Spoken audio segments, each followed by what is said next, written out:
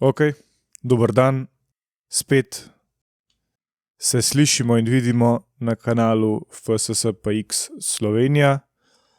Nadaljujemo serijo oddaj o poklicih. Sem s patrom Vončino, seveda. Zadnjič smo govorili o duhovništvu, pa smo vmes tudi omenili redovništvo, o katerem bomo danes govorili. Najprej pa prvič spet povabljeni k maši na Vert in v Maribor. Opogumite se in pridite nas pogledat in pridite k maši. Drugič, naročite se na kanal, lajkajte, delite, komentirajte, če imate kaj pametnega za povedati. In ponovno vas spomnim in vas povabim, če vas kaj v zvezi s temi temami, ki jih zadnje oddaje obdelujemo, zanima, če se na kaj spomnite, kar bi radi vedeli ali pa kar bi radi boljš razjasnili, pišite nam vprašanja na povezavi, ki bo dostopna v opisu te oddaje in tudi prejšnje oddaje, in bomo nekatera ta vprašanja izbrali in na nje odgovorili v eni oddaji na koncu te serije o poklicih. Torej spet serija oddaj o poklicih. V tej tretji oddaji se bomo bolj podrobno posvetili redovništvu. V prejšnjih dveh oddajah smo najprej neko splošno sliko naredili, potem smo šli bolj natančno k duhovništvu, danes se bomo pa posvetili redovništvu. Najprej pa eno vprašanje, ki zanima nas, ki smo poročeni, najbrž tudi druge, je tudi odločitev, recimo moja odločitev za zakonski stan, ali je to poklic? Ja, odvisno kako se gleda. Najprej, če vzamemo kot pot posvečevanja sebe, sozakonca, družine, potem lahko rečemo, je poklic, odgovorimo pritrdilno. V današnjem svetu se zdi, kot da tudi zato bi bil potreben nek poklic, ker za vse možno govorijo, da moraš biti k nečemu poklican, oziroma še bolj, da se čutiš poklican k neki stvari, ne? Ali pa nisi poklican za neki, ne? Se ne čutiš poklican za neki, ne? Kaj recimo govorijo? Ali se čutijo poklicani v zakon ali ne? Ali se čutijo poklicani, da bodo imeli otroke ali ne? Podobne stvari, ne? Mislim, ne vem, kaj imaš tle za se čutiti, ne? Preveč da ali ne, ne? Pač se moraš odločiti že prej za te stvari. V resnici na neki širši način smo vsi poklicani k osnovanju družine, torej vsi ljudje, moški in ženske, zakonu oziroma poroki. Pustimo potem neke okoliščine, zaradi katerih pri določenih ljudeh ne pride do poroke, do svetega zakona. Mnogi ostanejo pač samski, so neke okoliščine, ki do tega privedejo. Napačno pa bi rekli, je dvoje vrste gledanja. Eno pravi, enemu se ni uspelo poročiti, ne? Pol pa je šel za duhovnika, redovnico in tako, ne? Drugi pogled pa bomo rekli nasprotno, ne? Spravi, reče, škoda, ne, da je šel ta za duhovnika, ne? Škoda, da se je tako odločil, ali pa škoda, da je on šel v samostan, ali pa da je ona šla v samostan, ne? Spravi, češ, da jih je škoda, da bi bili boljši očetje matere, ne? Kukar da to ne bi bili odlični duhovni očetje in matere, ki smo rekli v prvi oddaji, da je seveda najpomembnejši vidik, duhovni vidik očetovstva in materinstva, ne? In tako. Ampak to bomo rekli, ne? Spravi, ni nekega nadnaravnega pogleda, sploh ni, prav niti trohica bomo rekli, ne? Spravi, nekdo se odloči za duhovnika, redovnico, torej se odloči za nekaj najboljšega, ne? Duhovnik se odloči za najboljšo nevesto, torej cerkev, ne? redovnica se odloči za najboljšega ženina, za Kristusa samega. Odloči se duhovnik, redovnica za najboljšega gospodarja. Ne? Tako kot je imel sveti Frančišek Asiški. Kaj zdaj boš služil sužnju ali boš služil pravemu gospodarju? Ne? Tam, ki je imel tiste sanje in to. Ne? Spravi najboljši gospodar, Kristus. Ne? Spravi to. Družina je naravna pot, ne? Tukaj se strinjamo verjetno, ne? S pomočjo Boga in cerkve kot Kristusova podoba, tudi starši seveda zase in za vse vam zaupane živite to trojno Kristusovo podobo. Mi smo posvečeni za to trojno Kristusovo službo, vi pa pač se upodabljate po tej Kristusovi trojni službi in v polnosti, kot smo rekli zadnjič, imajo to službo škofje. Torej gre za Kristusa kralja z veliko začetnico, preroka z veliko začetnico duhovnika. Torej gre za to vodstveno ali pastirsko službo, gre za preroško oziroma učiteljsko službo, gre za posvečevalno službo, ne, kot duhovnik in tako. Ne. Torej to. Tudi vi kot starši in tako vršite po podobi Kristusa in v moči svojega svetega krsta in tako, ne, tudi to službo, se pravi, se upodabljate po Kristusu, mi vam pa seveda pri tem pomagamo. In družinski duhovnik in župnik je seveda oče, ne, tako da tudi to mora biti jasno, ne, tako da to smo rekli v prvi oddaji, da ni dovolj otroke samo dati na ta svet, ampak je treba jih tudi pravilno vzgojiti, torej jih prav voditi, učiti, posvečevati. Nekdo je narobe razumel, pa ni dovolj, da je nekdo samo samski in ali v devištvu, ampak se je treba posvetiti, da si ti, kako bi rekli, da si izbereš boljši del, no, tako, ne. Marija se je izbrala boljši del, ne, je rekel Jezus Marti, ne. Naš Gospod vse to zelo lepo pojasni, eni so taki praktično po naravi, bomo rekli, ne, da so bolj samotarski in tako, drugi zaradi okoliščin, ki jih do tega pripeljejo, ostanejo sami, samski tudi. Tretji zaradi nebeškega kraljestva, to je pa odločitev in šele to tretje je ta višji stan, ne? Torej boljša, plemenitejša izbira, plemenitejša pot. Nekdo bi bil lahko, torej družinski oče ali mati, pa se zavestno temu odpove zaradi nebeškega kraljestva, ne? Tako da, tako nekako. Kaj je potem takem pot redovništva? Torej, za tem besedo, pravzaprav redovnik, redovnica, redovništvo, to stoji latinska beseda regula, ne?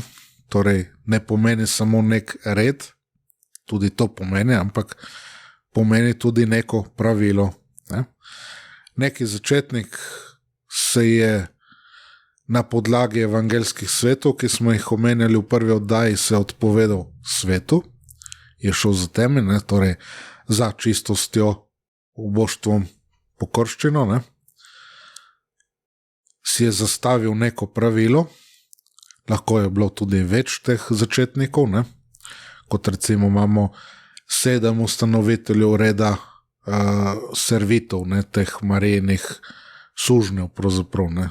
Servi, ne.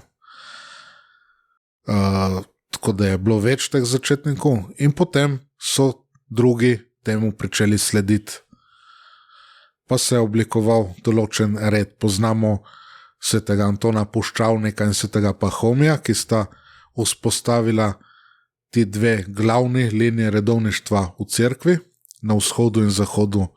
Torej, sveti Anton Puščavnik, kot pove že priimek sam, ki mu je bil nadet puščavniško pot, vzpostavi redovništva, ne?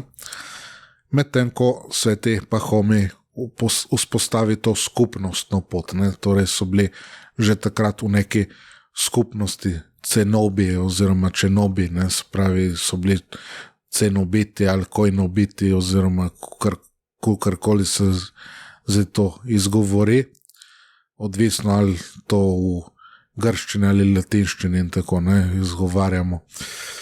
Na vzhodu, potem kasneje oče meništva sveti Bazilij Veliki, po njem se imenujejo ti redovniki v glavnem baziljanci in baziljanke.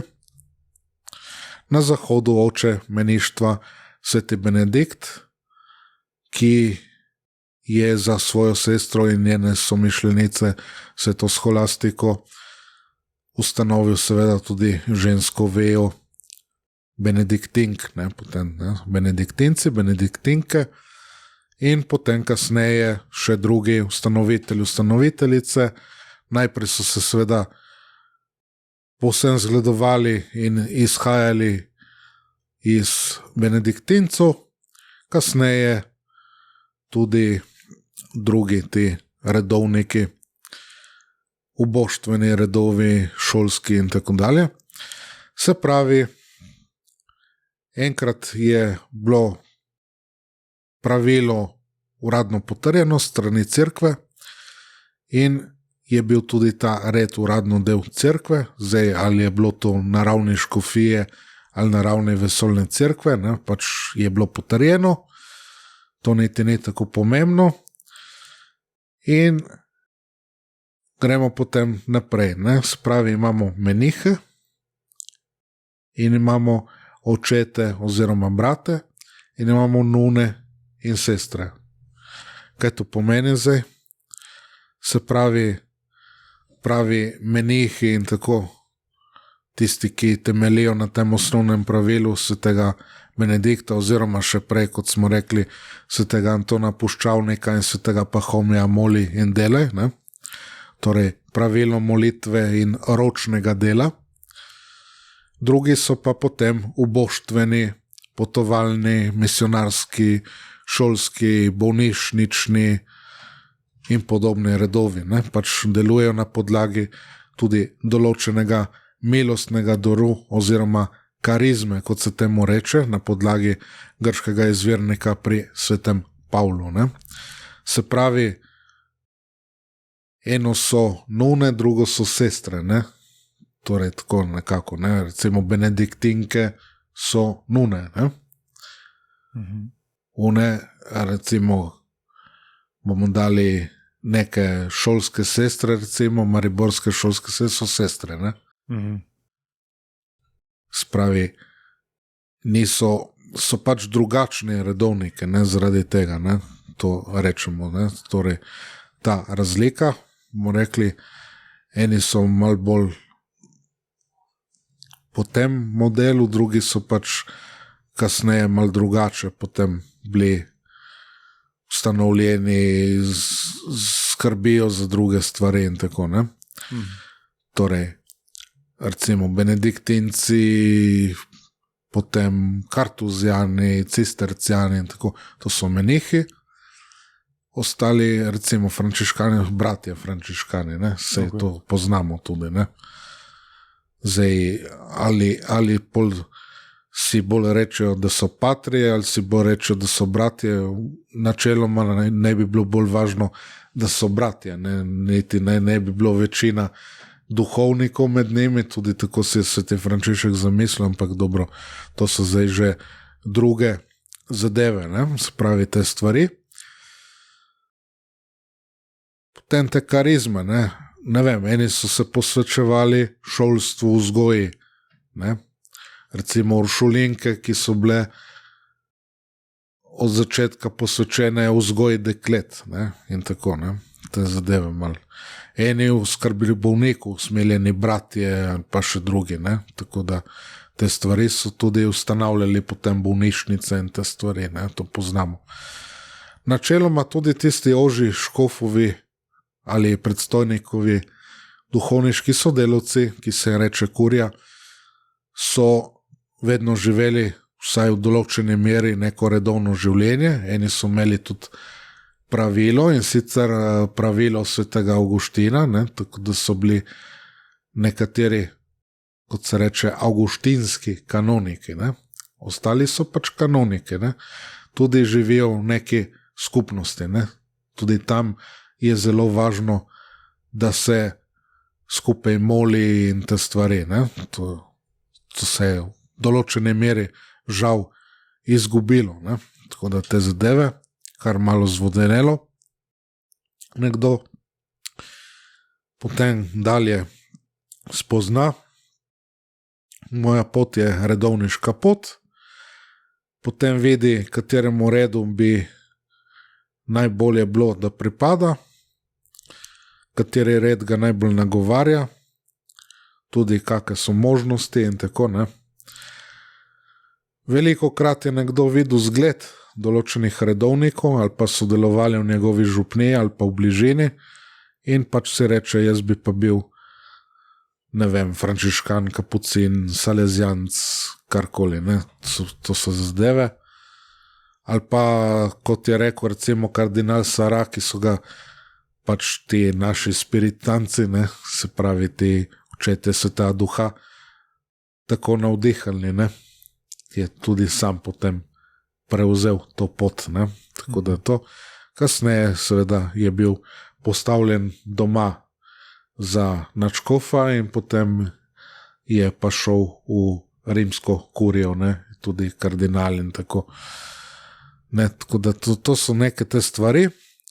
Nekdo se tudi kot duhovnik, smo rekli tudi že zadnjič ali pa predzadnjič, odloči za neki red. Recimo nadškof Lefevre je bil škofijski duhovnik, potem njegov brat, ki je že bil pri očetih Svetega Duha, spiritancih, ga je povabil, ma kaj boš tam delal, ne, pridi v misijone, ne, njegov brat René, ne.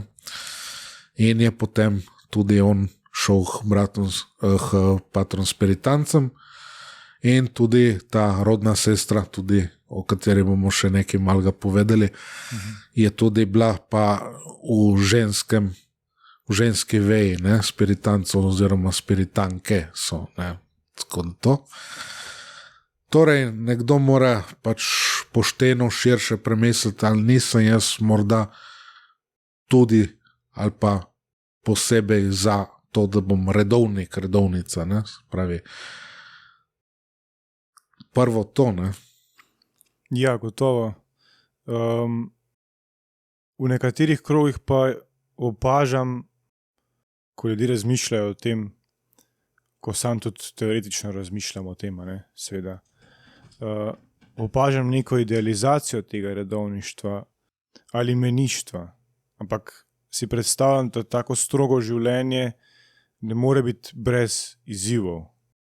Na kaj mora biti nekdo, ki razmišlja o vstopu ali o kandidaturi, na kaj mora biti tak kandidat pripravljen?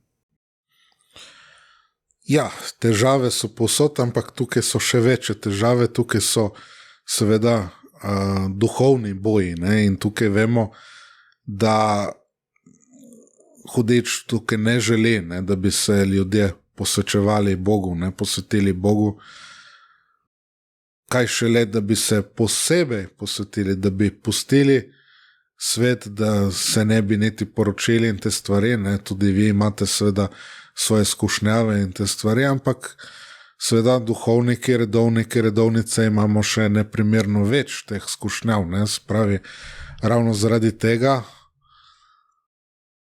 je treba v bistvu nekdo mora že v začetku biti kar naprej, bomo rekli, ne, na tej poti globljega krščanskega življenja, ne, globljega sledenja Kristusu in Devici Mariji in drugim svetnikom, tudi tem redovnim ustanoviteljem, ne, ki so vendarle bi seveda zgled svetosti.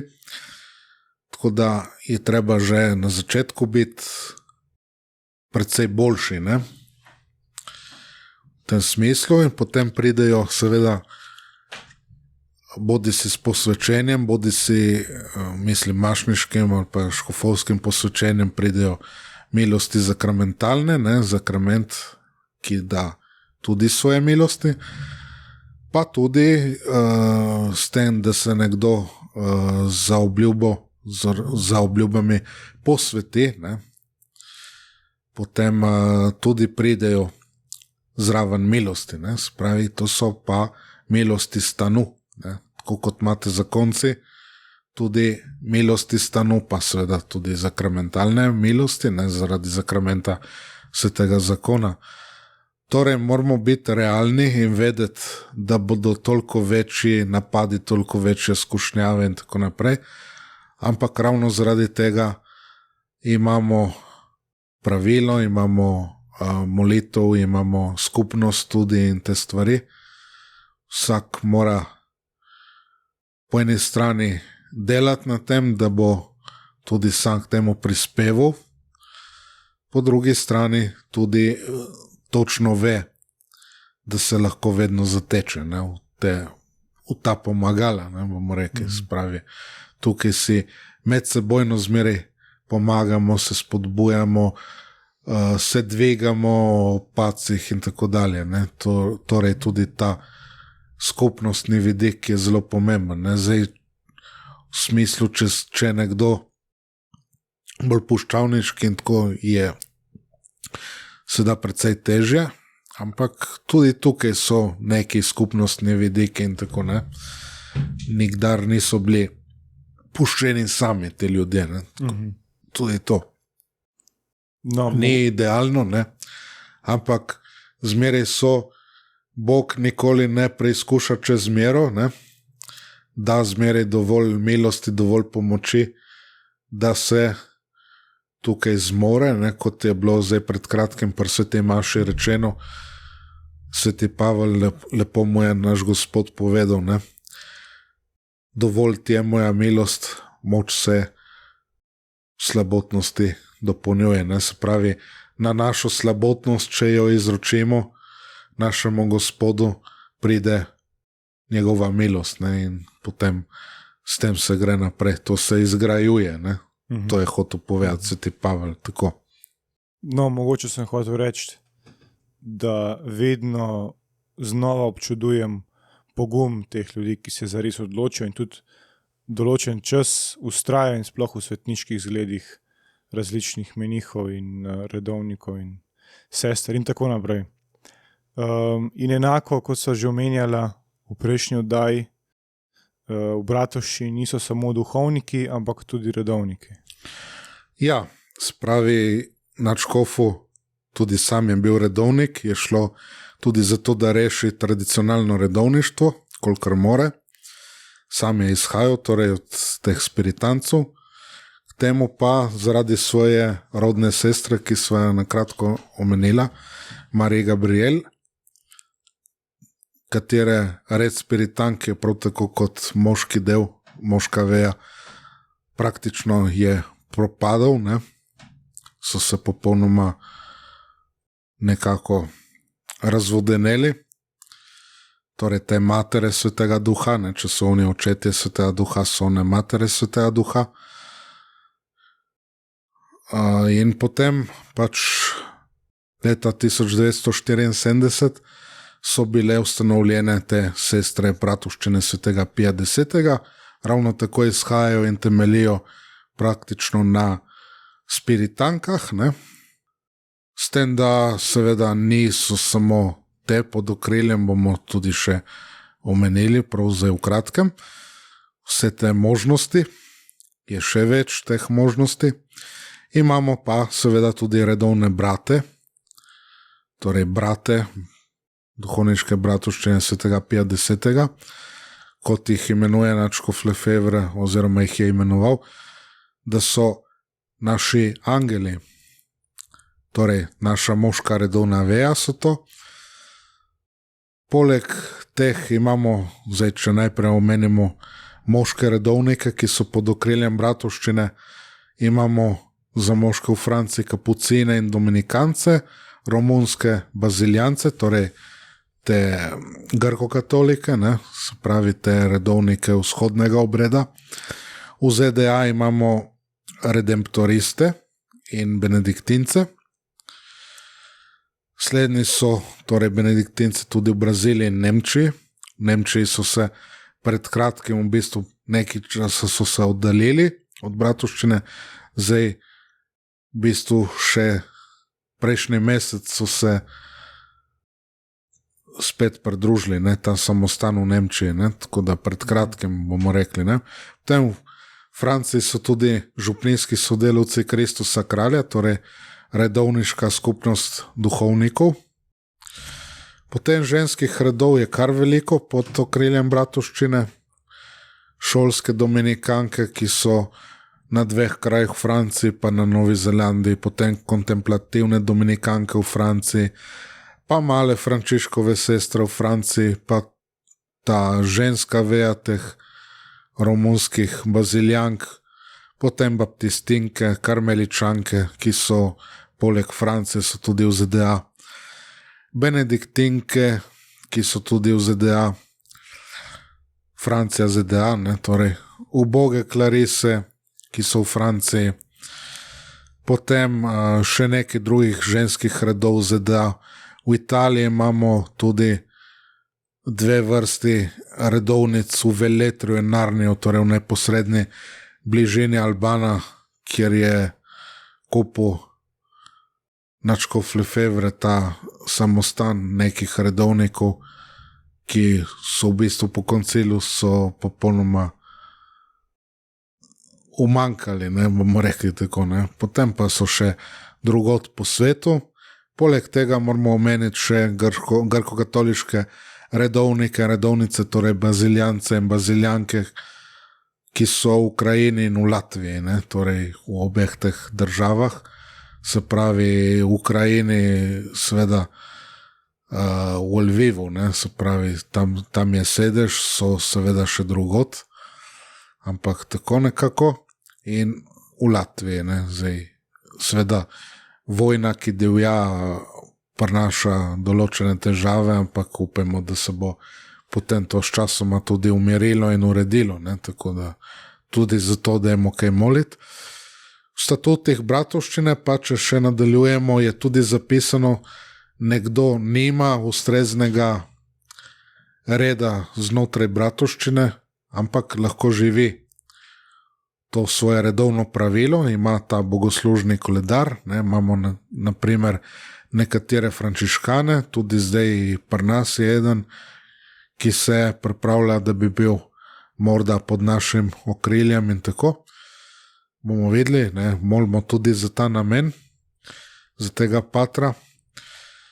Torej ima lepo svojo frančiškansko redovno obleko, se drži, torej frančiškanska se reče serafinskega bogoslužnega koledarja in tovrstnih posebnosti, ne, recimo v Confiteor priznava grehe tudi očetu Frančišku, ne, recimo, ne, torej Asiškemu, ne, ne pa papežu Frančišku Asiškemu. Se pravi, to, ne, so seveda polnopravni člani bratovščine, ti redovni duhovniki, ampak imajo vso pravico, da živijo po tem svojem redovnem pravilu in bogoslužnem koledarju in tako, ne, te stvari. En kup, velik možnosti. Ne, da bi se pa spustil v neko zmoto totalitarizma, ampak vsem me zanima, kaj delajo recimo bratje in sestre v bratovščini in tudi kako nekdo pristopi, kako poteka priprava na vstop. Ja, se pravi,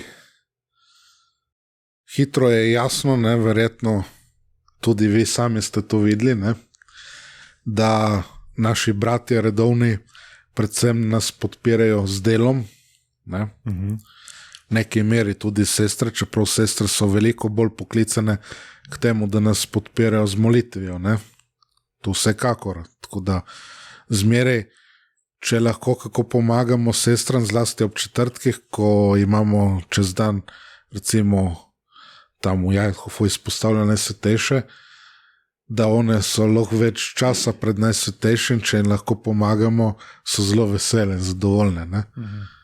tako da jih malo nadomestimo pri kakšnem pravilu, pri kakšnem delu. Ne? Tako da to tako kot možje, ki morate kdaj svojim ženam priskočiti na pomoč pri kakšnem pravilu, da jih malo razbremenite pri kakšni stvari, kar lahko naredite. Ne? Tako, glavne te stvari.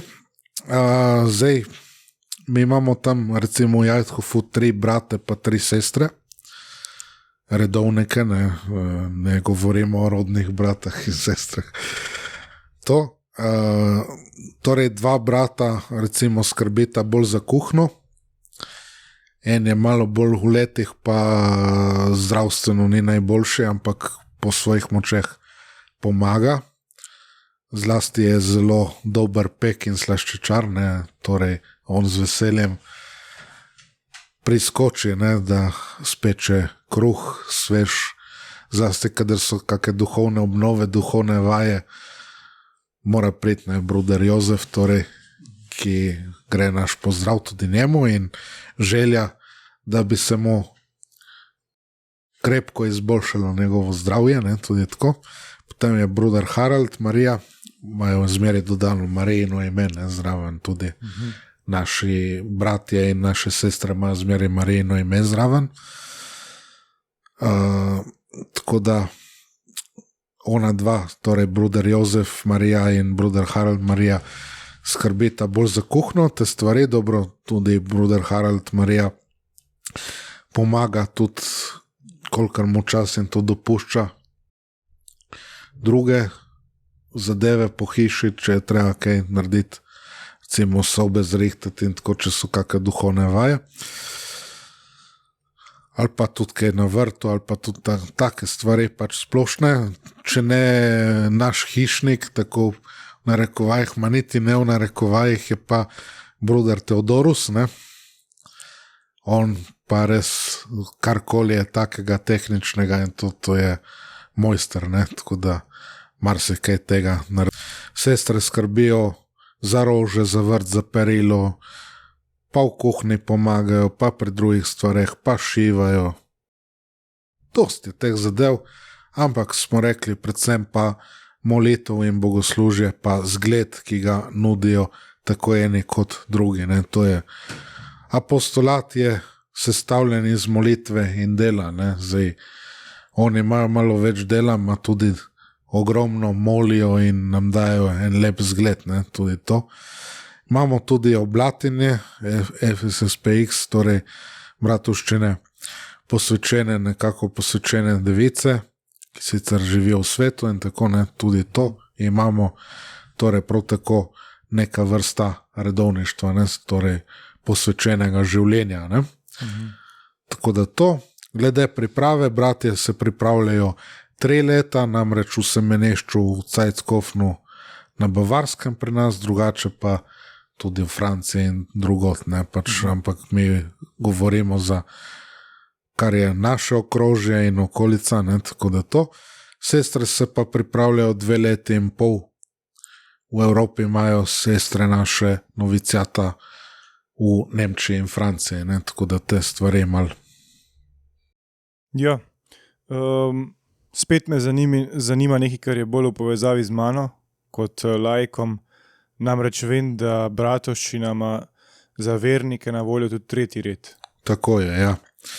Tako kot imajo ostali redovi, torej ta 3. red na voljo, se pravi za verne laike, ki bi nekako radi na podlagi neke duhovnosti, bomo rekli, bolje živeli to svoje krščansko življenje in tako naprej. Imamo tudi mi to možnost, torej, da bi še tesneje verniki sodelovali v apostolatu naše bratovščine, tudi če živite, delate v tem svetu. Poleg neke delovne pomoči nam duhovnikom se 3. redniki zavežejo tudi k temu, da molijo nekaj tega molitvenega bogoslužja, brevirja, torej tudi oni imajo neko svojo molitveno dolžnost, ki potem se trudijo jo izpolnjevati. Kot smo rekli, ni nikoli idealno, je težko tudi, ampak vendarle, ne.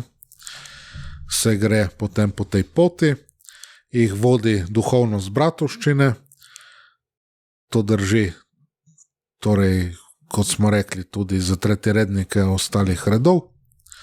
Poleg tega z delnim deleženjem v tem, kar je sicer lastno duhovnikom, redovnikom, dobivajo tudi zase in za svoje neka dodatna sredstva milosti, da se posvečujejo, ne, oziroma da posvečujejo tudi, ne, da prinašajo tudi svoji družini in svojim sorodnikom in prijateljem tako milost in blagoslov, ne, tako da te stvari, ne. Tako da bi povabil v tem letu duhovnih poklicov vse naše vernike zlasti, ne, ma tudi druge, če jih zanima, da če morajo, če so potem spoznani za primerne, da bi bili tudi oni pridruženi temu tretjemu redu bratovščine, ne. Tako da sicer pride neka malo večja obveznost, ampak kot rečeno so tudi večje milosti, ne, tako da nekateri so že na tej poti, ne, nekateri pa upamo in molimo za to, da bodo, ne, tako da to nekaj zelo dobrega in primernega, pa zdaj, če še malo nadaljujemo, je tudi pripadnost vojske Brezmadežne, milice Imakulate. Zdaj so spet novi člani tam, ki se želijo pridružiti in bodo potem, če Bog da, 8. decembra sprejeti tudi v vojsko Brezmadežne, torej vemo, to je postavil, začel sveti Maksimilijan Kolbe in mi to z veseljem v bratovščini nadaljujemo, promoviramo. To je ena od tistih tako imenovanih bratovščin za vernike. To smo poznali nekoč tudi pri nas, ne, v Sloveniji in tako. In tudi tukaj vabimo, ne. Imamo tudi mi neke vrste, kot rečemo, bratovščino rožnega venca, živi rožni venec, to je poznana zadeva, tako da tudi to delamo, molimo, seveda mi to delamo na tradicionalni način, ne, se pravi, da je 15 skrivnosti rožnega venca, ne, in 150 zdravih Marij, ne, ker je to pač psalterij. Ni 200 psalmov, je 150 psalmov, ne, te stvari vemo, ne. Tako da te stvari malo, torej vidimo, da je kar pestro, razgibano, ponudba tudi in tako, ne, te stvari. Super. Dobro, hvala spet, pater Vončina, za še en pogovor, bi rekel, o poklicih. Spet, kot smo rekli, na pobudo vodstva bratovščine se lotevamo teh tem. Upam, da tudi vam, dragi gledalci in poslušalci, da vam koristi, da vam je v razmislek in tako naprej. Ne bom preveč nakladal. Za konec še spet vas povabim, vas prosim, če vam je všeč, seveda dajte like, naročite se na kanal, da boste ves čas obveščeni o novih stvarih, ki jih nalagamo. Še enkrat vas povabim k maši, tako na Vert kot v Maribor.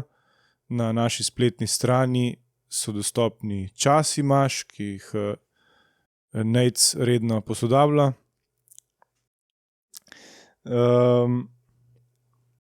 Ne vem, če vam še kaj za konec pripomniti. Še enkrat vas samo spomnim na povezavo do vprašanj, kamor jih lahko date, če vas kaj zanima o teh temah. Obljubimo, da bomo čim več vprašanj, ki jih lahko obdelamo, tudi odgovorili in eno tako oddajo za konec, ki bo tudi malo bolj, upamo, koristna za vas konkretno naredili. To je to za danes, se vidimo naslednjič v naslednji oddaji v tej seriji. Pater Vončina, še enkrat hvala. Hvala tudi tebi. In z Bogom vsem se vidimo. Z Bogom.